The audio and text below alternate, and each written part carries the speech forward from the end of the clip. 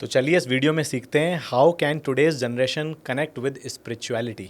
आज हमारी कोई भी जनरेशन है वो कैसे अपने आप को स्पिरिचुअलिटी से जोड़ सकती है, जैसे आपने जोड़ा। देखो, सबसे अच्छा होता है ज्ञान हासिल करना, क्योंकि जब तक आपको ज्ञान नहीं होता ना तो तब तक एहसास नहीं होता कि हम क्या छूट रहा है हमारे हाथ से।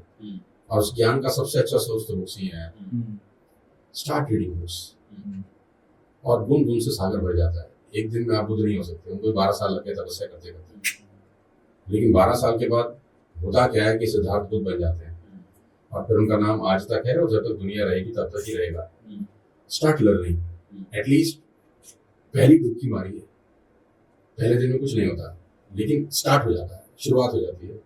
पहली डुबकी मारी है, start reading 10 minutes, 15 minutes, 20 minutes. यही किताब है स्पिरिचुअल बुक्स। कोई पर्टिकुलर बुक्स है? मैं तो कहता हूँ यार, रामायण से अच्छी कोई किताब इस दुनिया में नहीं है। तुलसीदास जी के रामायण है, आप पढ़ लीजिए। मुझे लगता है कि वही समझने आदमी पूरी, तो शायद वही जिंदगी छोटी पड़ जाएगी इसको पूरा समझने में। अगर आप ढंग से, मैं बता रहा हूँ, अगर आपको ढंग से पढ़ ले रहे हैं किताब, आपको कोई और बुक पढ़ने की जरूरत नहीं। उसके अंदर आपको हर सवाल का जवाब मिल जाएगा, आपकी हर प्रॉब्लम का सोल्यूशन आपको मिलेगा और आपको ये मालूम चल जाएगा कि हर सिचुएशन को हैंडल कैसे करा जाता है। जिंदगी में जब सिचुएशंस ऊपर नीचे होती है, उठा पटक होता है, ऑब्स्टेकल, चैलेंजेस, टेंशन, नाटकबाजी, सब होती है, तो you will get every answer उस किताब के अंदर। आप उसको सिर्फ पढ़ना शुरू कर दीजिए। 15 मिनट रोज का दे दीजिए, 24 घंटा। मैं तो रिक्वेस्ट करता हूँ जितने लोग सुन रहे हैं, हाथ जोड़ के विनती अभी है, 15 मिनट पढ़ना शुरू कर। और 1 साल के बाद चमत्कार देखना। अगर चमत्कार ना हो तो मेरा नाम बदल देना। लोग कहते हैं सर हमने तो रामायण कितनी बार देख ली है। मतलब यंग जनरेशन का क्या है, आजकल मूवीज इतनी ज्यादा बन रही है ना रामायण के ऊपर। आदि कितनी बार देख रखी है ये इम्पोर्टेंट नहीं है, क्या सीखे ये इम्पोर्टेंट है, क्या इम्प्लीमेंट किया ये इम्पोर्टेंट। देखना इम्पोर्टेंट नहीं है, तो स्टोरी है ना, तो सभी को पता है इसके बाद ये होने वाला है, वो तो सभी को मालूम है। क्या सीखे उससे, पहली बार। क्या इम्प्लीमेंट किया, दूसरी बार।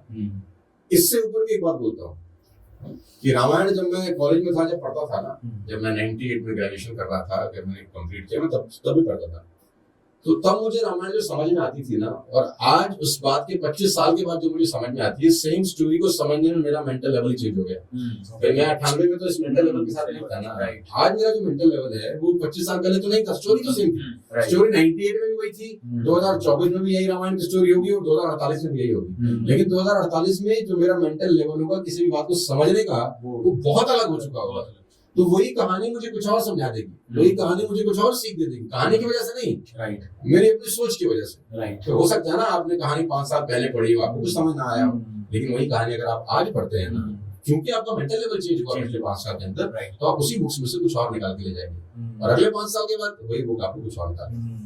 सही बात है। तो sir, any life lesson from our spiritual heroes like Ram, Krishna, Buddha और हनुमान, कोई भी ऐसा लाइफ? मैं इन चारों के ऊपर कम से कम 4-4 घंटे बोल सकता हूँ। आप बताओ कौन सी को सुनना है?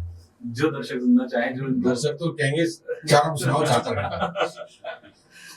देखो वो तो सर आपका चैनल है, सोनू शर्मा स्पिरिचुअल। राम जी, कृष्ण जी, बुद्ध जी और आपने नाम लिया हनुमान जी, तो मेरे पास तो बहुत है बताने के लिए यार। सबसे पहले अगर मैं राम जी की बात करूँ ना, तो उनसे एक ही चीज हम सबको सीखनी चाहिए, क्या? और वो है सिर्फ और सिर्फ कि कथनी और करनी आदमी के अलग अलग नहीं होनी चाहिए।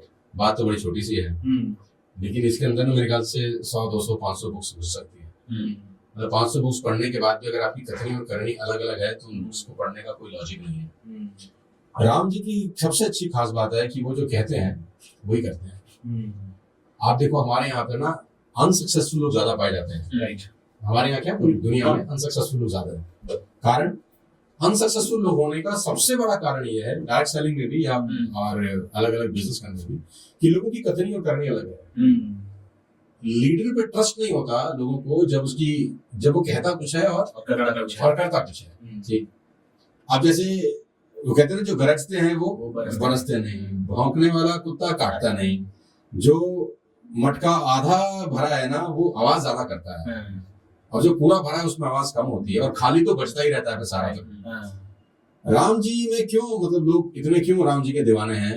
मतलब वो हमेशा ट्रेंडिंग है। वो इसलिए दीवाने हैं कि उन्होंने जब कहा ना उसको करके दिखाया जाए। मैं पढ़ रहा था तो विभीषण को भगवान राम ने लंका का राज दे दिया। विभीषण जब राम जी के पास आया रावण को छोड़कर, तो कहते हैं कि भगवान राम ने इनको राज तिलक कर दिया और बोला कि लंका का राजा तू है, उसको लंकेश कह के पुकारा, राइट, वचन दे दिया उसको, हम्म। ठीक है। तो लक्ष्मण जी ने रात में भगवान राम से कहा कि आपने तो उसको राजा बना दिया, मैं उस वक्त तो कुछ कहा नहीं, लेकिन अब मैं कुछ पूछना चाहता हूँ आपसे। तो राम जी ने बोला पूछो। बोला आज तो ये आया है, कल रावण ही अगर आ गया फिर क्या करोगे? ये आज ये उसने बोल दिया कि भाई गलती हो गई, चलो अगर रावण ही कल आ गया कि बोला भाई चलो ठीक है भाई मुझसे गलती हो गई, फिर क्या करोगे? राजा तो अब ये बन गया। तो राम जी बोलते हैं कि वचन तो मैंने दे दिया, तो अब लंका का राजा तो विभीषण ही बनेगा। लेकिन अगर रावण आया और ऐसा स्थिति बना तो जो अयोध्या का राजा भरत है उसको जंगल भेज दिया जाएगा और रावण को मैं अयोध्या का राजा बना दूंगा, लेकिन लंका का राजा अब विभीषण ही बनेगा, क्योंकि मैंने इसको ऐसा वचन बोल दिया। सारा का सारा खेल कथनी और करने का है। देखो समझने की कोशिश करो।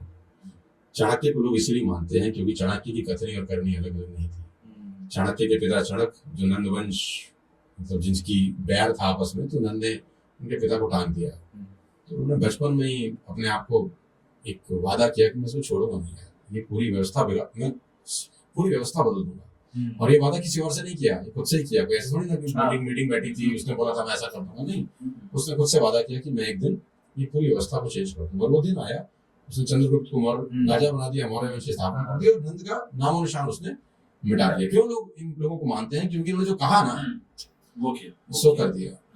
एकलव्य को द्रोणाचार्य ने बोला तुझे नहीं सिखाता, तुझे नहीं सिखाता। क्यों? क्योंकि तू राजपुत्र नहीं है, मैं राजपुत्र को सिखाता हूँ। एकलव्य ने अपने आप से वादा किया ये कोई बात नहीं, आप जिसको सिखा रहे हो ना मैं उससे बेहतर आपको बन के दिखाऊंगा। और एक दिन आया कि एकलव्य अर्जुन से बेहतर धनुर्धर बन के। इन लोगों को क्यों लोग याद करते हैं? क्योंकि इनकी कथनी और करनी। गांधी को लोग याद करते हैं, क्यों याद करते हैं? वो कहते हैं ना कि ट्रेन से अंग्रेज ने फेंक दिया, इसने बोला तुमने ट्रेन से फेंका, मैं देश से बाहर फेंक दिया। जो कहा वो किया, ये नहीं कि भूल गए, सब कर दिया। मतलब ऐसा नहीं कि वो कहते हैं ना कि गांधी के पास एक हस्बैंड वाइफ आए और कहा कि मेरा बेटा मीठा बहुत खाता है, आप उसको मना करें कि मीठा नहीं खाना चाहिए। तो उसने बोला ठीक है, एक हफ्ते के बाद आइएगा। एक हफ्ते के बाद दोबारा आए तो गांधी ने उनके बेटे को कहा बेटा मीठा नहीं खाना चाहिए। तो पति ने बोला आप तो पहले बोल देते भाई साहब। बोला एक हफ्ता पहले मैं खुद खाता था, तो मैं कैसे बोल देता? तो अब मैंने छोड़ दिया खाना एक हफ्ते से, तो मैं अब कह सकता हूँ कि कथनी और करनी अलग अलग नहीं होनी चाहिए। कहने का मतलब है लोग वो नहीं करते जो आप उनको कहने को बोलते हैं, वो करते हैं जो आपको करते हुए देखते हैं। तो ये सब लोग और राम जी खास तौर पर इनका कथनी और करनी एक सा था, इसलिए लोग इनको आज पूछते हैं। भगवान कृष्ण की तो अनेकों कहानियां हैं, मतलब एक कहानी नहीं है, अनेकों कहानी है। रिसेंटली मैं अभी ट्रेनिंग में बता रहा था कि कर्ण जब कृष्ण से मिले युद्ध से पहले, तो कर्ण ने बहुत विलाप किया कृष्ण के आगे। क्या विलाप किया कि मेरे साथ बहुत बुरा हुआ। केशव क्या बुरा हुआ? बोला मेरी माँ ने जन्म लेते ही मुझे छोड़ दिया, मेरा तो कोई कसूर ही नहीं था। जब मैं विद्या हासिल करने गया तो गुरु ने विद्या देने से मना कर दिया, मैं शुद्ध पुत्र हूँ ऐसा बोल के। मैं राजकुल से नहीं हूँ। सीता के स्वयंवर से और द्रौपदी के स्वयंवर से मुझे अपमानित करके भगा दिया गया। मेरा तो कोई कसूर नहीं था, हर जगह मेरी मुझे नीचे दिखाया गया, ये वो। तो कर्ण विलाप कर रहे हैं। तो कृष्ण क्या जवाब देते हैं? कृष्ण कहते हैं यार तेरी कहानी तो कुछ भी नहीं है, मेरा तो जन्म ही जेल में हुआ था और मैं तो एक दिन का भी नहीं था, माँ बाप से दूर कर दिया गया। जहाँ गया वहाँ गोबर उठाता था, वहाँ गाय चराता था, ठीक। और मेरा सगा मामा मेरी जान का दुश्मन, हर दिन मुझे मारने के बारे में सोचता था। हैं? तकलीफें तेरे साथ क्या? तकलीफें तो मेरे साथ तुझसे कहीं ज्यादा थी। लेकिन कर्ण के साथ दिक्कत क्या थी ना, उसका पास उससे निकला ही नहीं कभी, और कृष्ण अपने पास में फंसे ही नहीं कभी। कर्ण हमेशा पीछे की तरफ देखते रहे, रोते रहे, कृष्ण हमेशा आगे की तरफ देखते रहे। कृष्ण में एक चीज थी जो कर्ण में नहीं थी, और कृष्ण में थी एक्सेप्टेंस। उन्होंने एक्सेप्ट कर ली नहीं थी कि ठीक है यार ऐसा है तो ऐसा ही है। लेकिन कर्ण अपनी नियति एक्सेप्ट नहीं कर सका और रोता ही रहा। मेरे साथ ऐसा हो गया, मेरे साथ वैसा हो गया, मेरे साथ ये हो गया, मेरे साथ वो हो गया। ये ज्यादातर लोगों के साथ होता भी है ना, वो पीछे ही पास में, मतलब उनका पास उनको ऐसा चिपकाए रखता है कि वो भविष्य में देख ही नहीं पाते। कृष्ण ने बोला ठीक है ना, हो गया तो हो गया, ठीक है आगे चलते हैं यार, कब तक लेके रोते रहेंगे इसको? तो कृष्ण ने कहा रोना नहीं है, एक्सेप्ट करो, आगे बढ़ो। और बुद्ध से तो बहुत कुछ सीखने को है। बुद्ध में जो सबसे अच्छी चीज थी वो थी कम्युनिकेशन स्किल्स। मतलब मैं अपने प्रोग्राम में भी लोग अक्सर मुझसे पूछते हैं कि कम्युनिकेशन स्किल का कितना बड़ा रोल है। कम्युनिकेशन स्किल का बहुत बड़ा रोल है। मतलब आपकी बातें मतलब बातें ही तो हैं जो लोगों को जान देने के लिए मजबूर कर देती हैं। सही। मतलब कोई किसी के कहने से जान तक दे देता है, ले भी लेता है। सिर्फ और सिर्फ खेल बातों का है ना, कि जब वो बुद्ध गए उंगली माल की तरफ, तो उंगली माल दूर से आते बुद्ध को देख के बोलता है कि तू रुक जा, तू मेरे पास मत आ, मैं तुझे मार दूंगा, मैंने 1000 लोगों को मारने का प्रण लिया है, तू सन्यासी मेरे पास मत आ, तू रुक जा। तो बुद्ध की शब्द देखो यार, बुद्ध ने कहा मैं तो बहुत समय पहले रुक गया, तू कब रुकेगा। क्या थे शब्द, लेकिन एक शब्द के उच्चारण से उसके हाथ में जो खड़क थी वो हाथ से गिर गई। बुद्ध पलटे और वो उसके पीछे पीछे आता गया, बुद्धम शरणम गच्छामि बोलता, पावर ऑफ वर्ड्स, कि मैं तो बहुत समय पहले रुक गया यार, तू कब रुकेगा। तो बुद्ध के पास तो मतलब कमाल की शब्दावली थी, मतलब कम में बहुत कुछ कह देने की ताकत थी। और वही लोग जीवन में कामयाब होते हैं जिनकी स्पीकिंग स्किल बहुत अच्छी होती है। ऐसे बहुत लोग हैं जिनकी स्पीकिंग स्किल के कारण ही वो लोग आज उस लेवल तक पहुंच गए। फिर जब 12 साल के बाद लौट कर आए तो यशोदा जो उनकी वाइफ थी, उसने दरवाजा खोला, उन्होंने नॉक किया भिक्षा मांगने के लिए, अपना ही घर चुना, मैं भिक्षा मांगूंगा। यशोदा ने दरवाजा खोला, रात को सोते हुए छोड़ के चले गए, तो बहुत गुस्से में थी कि तुम मुझे बता के नहीं गए और मुझे ऐसे बीच में छोड़ के चले गए। तो उन्होंने कहा यार मैं तुझे बता के जाता तो मुझे जाने देती।